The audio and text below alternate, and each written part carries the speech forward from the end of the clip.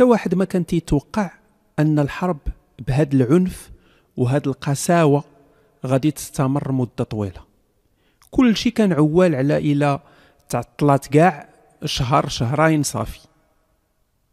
الجنرالات ديال فرنسا من طلبوا من جوزيف جوفخ كاسكات ديال الحديد للعسكر عوض دوك الطرابش ديال السيرك اللي لابسين، شنو قال لهم؟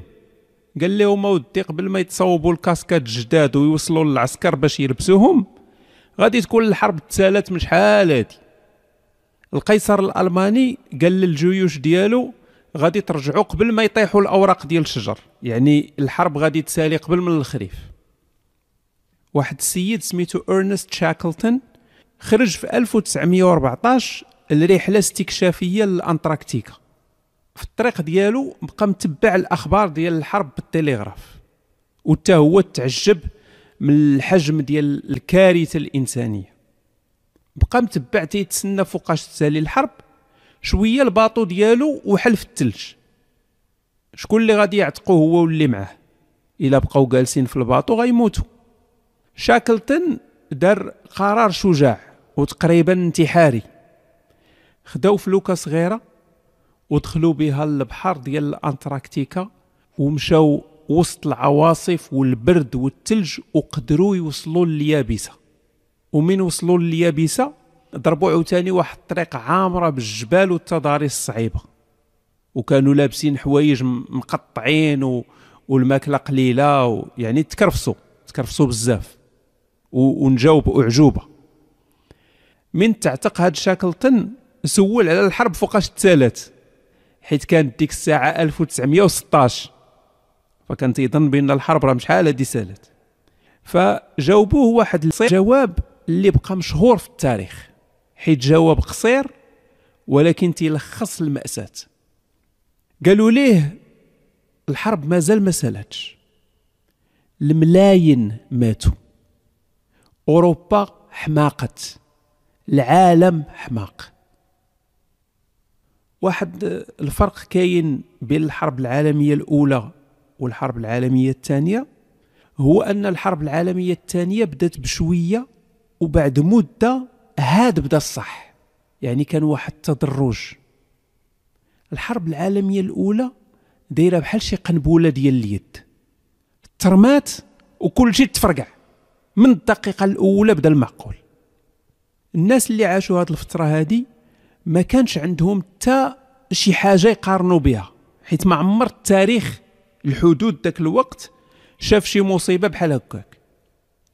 الحاجة اللي ربما كانوا تيفكروا فيها هي الحرب الروسية اليابانية اللي كانت في 1904 وطولت عام ونص. الحرب الروسية اليابانية ماتوا فيها 165 ألف. 165 ألف بزاف. هذه الحرب كانت تعتبر كارثة كبيرة. 165 ألف في عام ونص، واو بزاف. في الحرب العالمية الأولى 165 ألف كانوا تيطيحوا في سيمانة ولا جوج. 22 ألف فرنسي كانوا تيموتوا يوميا في أوت 1914. لا علاقة، لا مقارنة مع أي حاجة دازت في التاريخ قبل من 1914. هادشي علاش ماشي غير الجنرالات والناس ديال السياسة كانوا تيقولوا أن هاد الفيلم ديال الخليع ما يمكنش يبقى غادي بزاف، حتى الناس ديال الاقتصاد كانوا تيقولوا نفس الهضرة. جون ماينارد كينز هذا الاقتصادي المشهور كان تيقول الحرب ما يمكنش تكمل عام، حيت الفلوس من تسالى الدول بزز منها تلقى حل سلمي. هاد المنظرين تفاجئوا، الدول ضحات بكل شيء على ود الحرب، جبدات المدخرات ديالها، تسلفات الفلوس، خربقات العملة ديالها، ما تسوقاتش للتضخم. العالم دخل في عصر جديد، العصر اللي ولات فيه الدول قادرة على التحمل، قادرة أنها تبقى صامدة شهور وسنوات. ولكن شنو هو الثمن؟ الثمن هو الملايين ديال الخسائر البشرية والاقتصادية. واش ماشي كان من الأحسن أن فرنسا وبريطانيا يخسروا معركة المارن اللي هضرنا عليها الحلقة اللي فاتت؟ معركة المارن كانت النهاية ديال مجهود خرافي ديال الجيوش اللي شاركت فيها. كل شيء أعطى كاع اللي في جهده. الألمان كلاو العصاب البيان وخاصهم ينسحبوا. داك الشليفن بلان، ديك الخطة الألمانية اللي سنين وسنين والألمان عوالين عليها مشات خلا. المشكلة هي أن الجنرالات والناس الكبار ديال العسكر ماشي هما اللي في المعمعة، هما بعاد بمسافة طويلة بخير عليهم، مريحين في بلايص زوينين كومفورطابل، وتيخططوا شنو خاص العسكر يديروا. اللي هاد العسكر اللي وسط جهنم سهلة أنك تقول يلا انسحبوا، ولكن في أرض الواقع راه ما سهلش، خصوصا من تعطيك كل ما في جهدك أكتر. تمن الجهة ديال الحلفاء، القائد ديال الجيش البريطاني جون فرنش صحابو صافي شهر ونص يدخل لبرلين يعني هو صافي قال ربحنا المارن، إذا راه الألمان ديالنا. وماشي غير بنادم المشكل، حتى السلاح، القرطاس، القنابل فين هما؟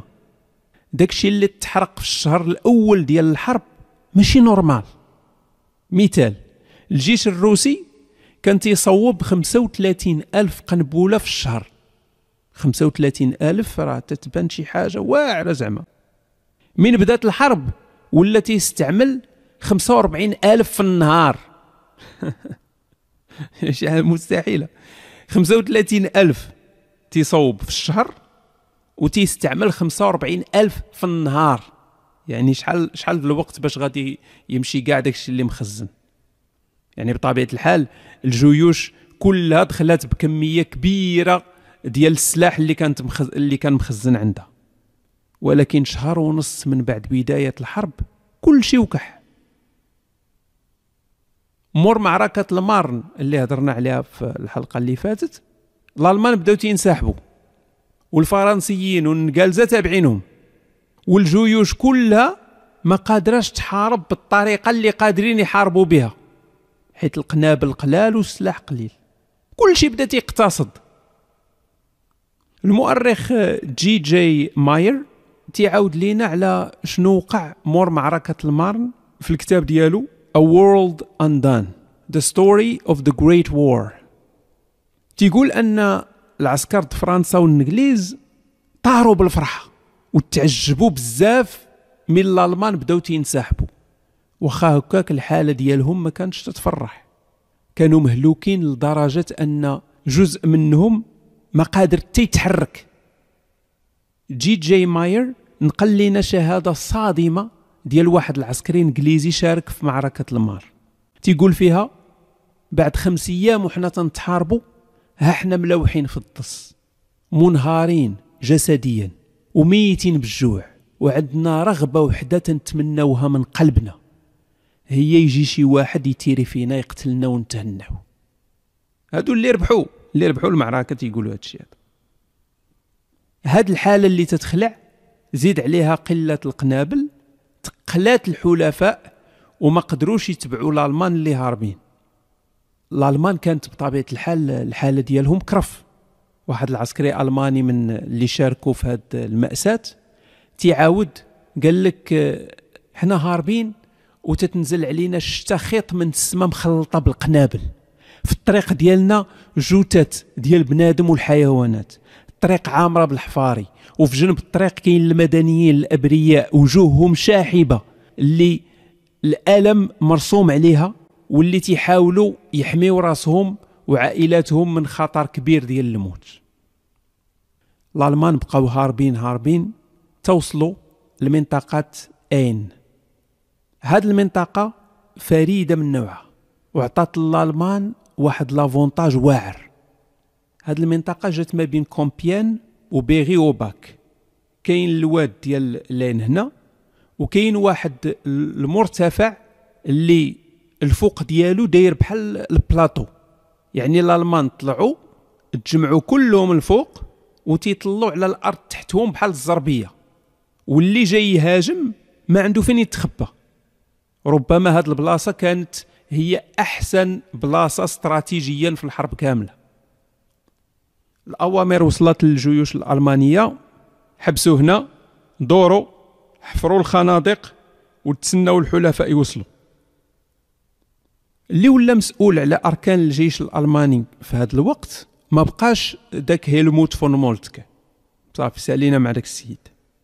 من بعد الهزيمه القاسيه في معركه الماغن، خونا فون مولتكه اللي تحطم وانهار نفسيا، القيصر الالماني طيروا من المنصب ديالو.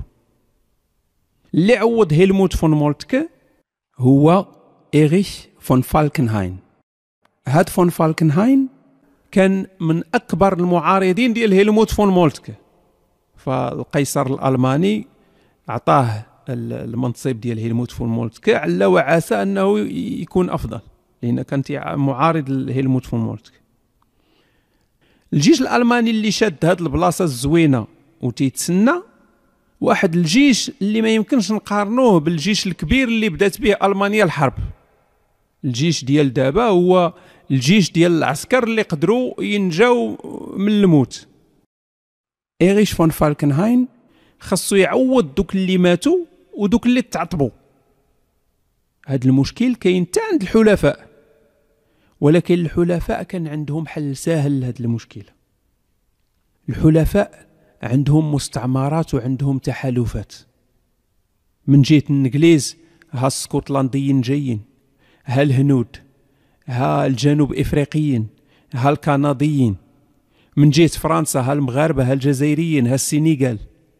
وهاد العسكر تيجيو مجموعه مور مجموعه كل نهار. الالمان عندهم مصدر واحد ديال العسكر هو المانيا. الالمان واخا كانوا ديجا عندهم الناس بزاف اللي تسجلوا في العسكر وتيترينيو، سرعه الاحداث ما كانتش كافيه باش يكونوا واجدين. يلا داز شهر ونص على الحرب ومئات الالاف تقتلوا. ما يمكنش توجد انسان عادي يولي عسكري واجد في شهر ونص، امبوسيبل. ولكن فون فالكنهاين ما عنده حتى شي حل اخر، عيط ليهم واخا ما واجدينش.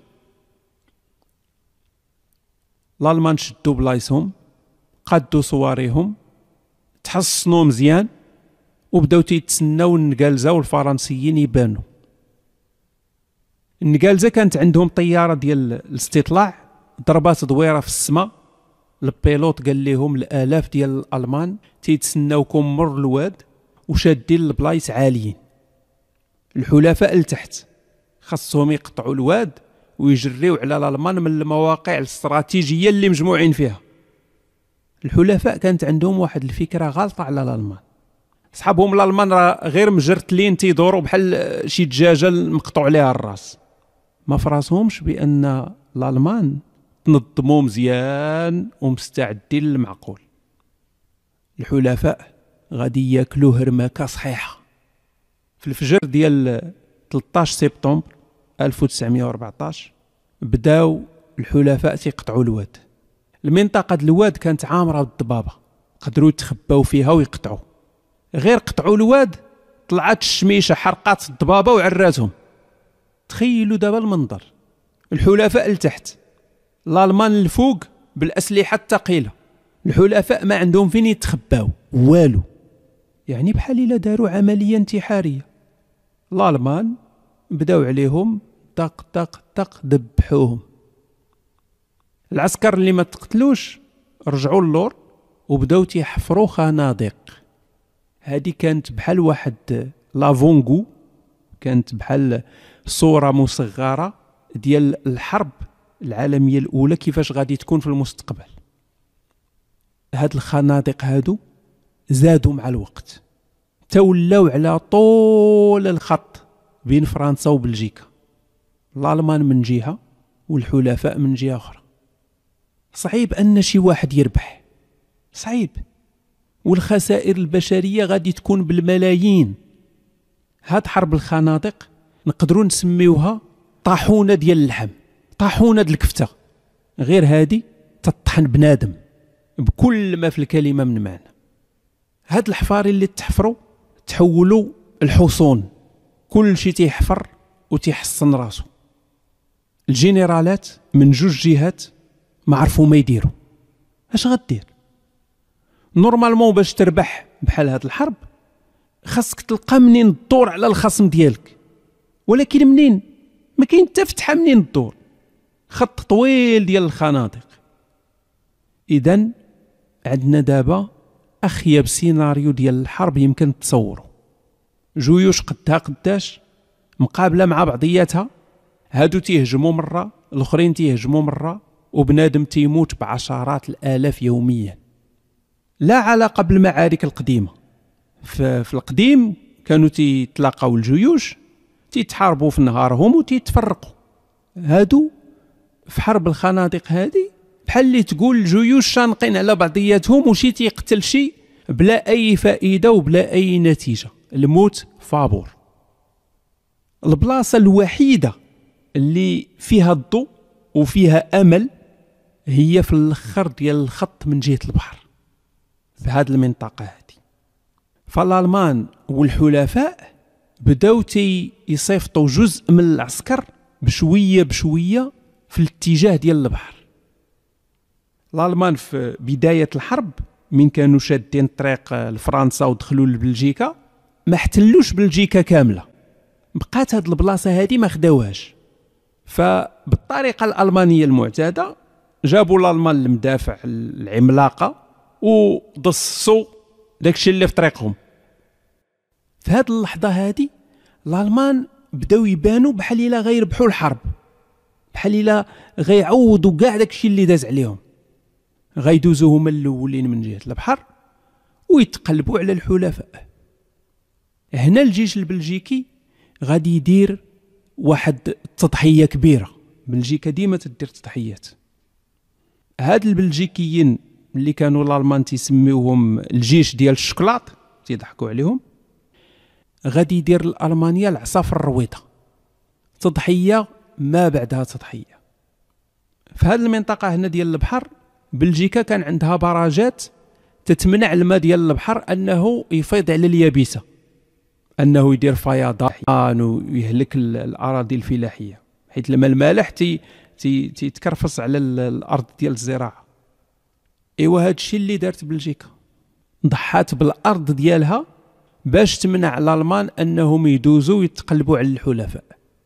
بلجيكا بهذا العمل البطولي غيرات المجرى ديال التاريخ. البلجيكيين هرسوا البراجات، البحر فاض، الالمان ما عندهم كيديروا يدوزوا. الالمان ما كان في راسهم والو، غاديين شويه الماء غادي وتيزيد، تا ولات بركه مائيه طول ديالها 8 كيلومتر وغارقه ما يمكنش تقطع. الحاجه اللي خايبه في هذه القضيه من ناحيه الحلفاء هي ان مزيان الالمان ما قدروش يدوزوا، ولكن هذوك العسكر الالمان اللي كانوا باغيين يقطعوا غيدوروا دابا ويشاركوا مع خوتهم في معركه إبخ اللي يلاه كانت بدات. من ناحيه الالمان اللي غادي يوقع في إبخ تراجيديا، شيء محزن، شيء تيبكي، واحد الحاجه اللي غتبين التفاهه ديال الحرب. اكيد ان الحرب تتقتل، ولكن غالبا تيكون واحد الهدف، يعني ما تيمشيش بنادم خلا باطل هكا، يعني تيكون شي هدف، تتكون تضحيه ولكن موراها شي حاجه تتحقق، كاين شي هدف. يعني الموت ما تتكونش فابور. في إبخ كان القتل ما عنده حتى معنى وما غادي يحقق حتى شي هدف. دوك الالمان اللي مشاو لإبخ كانوا في الاغلب ديالهم هادوك اللي جابهم فون فالكنهاين واخا ما واجدينش، دراري صغار 16 عام 17 عام 18 عام، براش بالالاف، معمرين لهم راسهم بالبروباغندا والافلام ديال البطوله والشجاعه، ما مدربينش، ما عندهم حتى فكره على الويلات اللي تتسناهم. مع من طاحوا مع ديال الجيش البريطاني، الزبدة ديال أحسن ما عند بريطانيا، جيش محترف مدوز العجب. النتيجة كانت مأساوية، أطفال تقتلوا هكا فابور. واحد المؤرخ سميتو وينستون جروم كتب على هذه الحادثة، قال لك الساحة ديال القتال كان الطول ديالها 30 كيلومتر وكانت عامرة بالضبابة. الألمان اللي جاو كان جزء كبير من العسكر ديالهم دراري صغار. هاد الدراري الصغار هاجموا الخطوط البريطانية بطريقة حماسية، اليد في اليد، تيغنيو وهازين المكاحل ديالهم في السماء. المدافع الرشاشة ديال بريطانيا رداتهم كفتة. واخا كان العدد ديال الالمان في شي بلايص كثر من بريطانيا ب4 المرات 5 المرات 6 المرات، ولكن دوك البريطانيين كانوا من افضل العسكر اللي كاينين، ماشي غير في بريطانيا، ربما في العالم كامل. احسن ما عند الانجليز وايرلندا وسكوتلندا والاجزاء كامله ديال المملكه البريطانيه. في نهايه المعارك بريطانيا قتلت 100,000 ألماني. الأغلبية ديال هاد الألمان كانوا أطفال. داكشي علاش المعركة تسمات بمجزرة الأبرياء، وفي ألمانيا تسمات مجزرة الأطفال، كينداموت. أطفال اللي كان تيصحابهم الحرب شي حاجة رومانسية بطولية، مشاو ماتوا باطل. المعركة ديال إيبخ غير وحدة من بزاف ديال المعارك اللي ما فيها حتى شي فائدة، بنادم تيموت وصافي. ففي عوض ما نركزوا على المعارك نشوفوا الجانب الإنساني، الناس اللي عاشوا هذا الواقع المخيف كيفاش كانت التجربة ديالهم.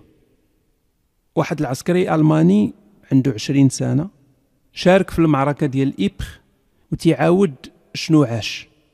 قال لك جاتنا الأوامر ندوروا ونواجهوا العدو، ساحة المعركة تتخلع، جوتات جوتات جوتات، من ما دزنا كاين جوتات، الخنادق عامرين بالموتى. تخبينا وبقينا تنتسناو، بقينا مخبيين حتى طاح الليل، وكلنا كنا عارفين أن مازال ما شفنا والو، اللي جاي كرف. كاين واحد الرسالة حزينة ديال واحد العسكري ألماني سميتو باول هوب، كتبها الحبيبة ديالو وحاول يشرح فيها الكارثة الإنسانية اللي لقى راسو فيها. كتب لها قال لها: عزيزتي ماريا، سمحي لي تعطلت عليك في الكتابة، ما تعنيش هذا أنني نسيتك، بالعكس كل يوم تندوز هنايا تيبين لي شحال زوين الوطن. في الأيامات الأخيرة عشت كابوس مرعب، ما كاينش الكلمات اللي نقدر نعبر لك بها على داكشي اللي داز عليا. المصايب دايره بيا، كل نهار الحاله تزيد تتأزم، وما كاين حتى شي امل ان هادشي غادي يتحسن. الدمايات بحال الفيضان، من تنفكر في الفوج ديالنا عيني ما تيحبسوش من البكا. باقيين غير شي 200 ولا 300 حيين، تقريبا كل شي تقتل. قليل من صحابي هنا اللي غادي يبقى حي من دابا حتى الليل. الشاف ديال الفوج ديالنا الكوماندار ماس باوا مشى للجبهة غير ساعة باش يشوف، جات فيه قرطاسة للراس. هكا حنا هنايا الموت دايرة بك من كل جهة، جوتة بنادم، جوتة الحيوانات، الديور محروقين، الحفاري، كل شيء مشتت. جهنم.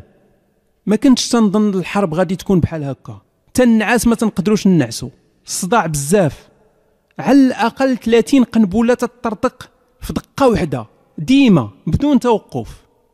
البارح صيفطنا طلب المساعدة، ما نعرف واش يقدروا يجيو يعاونونا ولا لا. حنا قلال دابا ما نقدروش نحاربوا بوحدنا. بحال هاد الشهادات والرسائل تتبين الإنسانية ديال هاد الناس. وخا يكون الإنسان كيف ما كان تيبقى عنده داك الجانب الإنساني.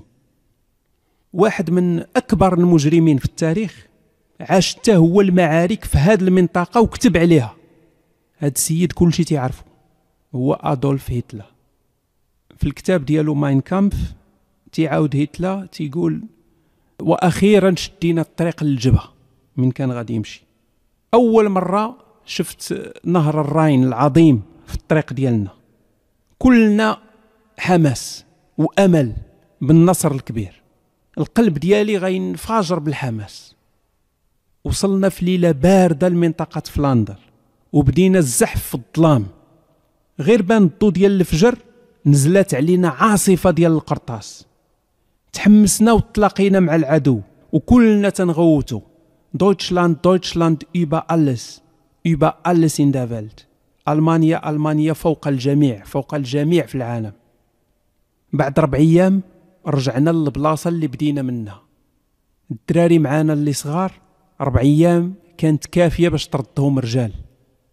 وخا كنا ما مدربينش ولكن كنا أبطال في التضحية بالنفس. دازت سنوات والشعلة ديال الحماس طفات وجا في بلاصتها الرعب والخوف من الموت. ولا عندنا صراع داخلي ما بين الواجب الوطني والغريزة البقاء على قيد الحياة.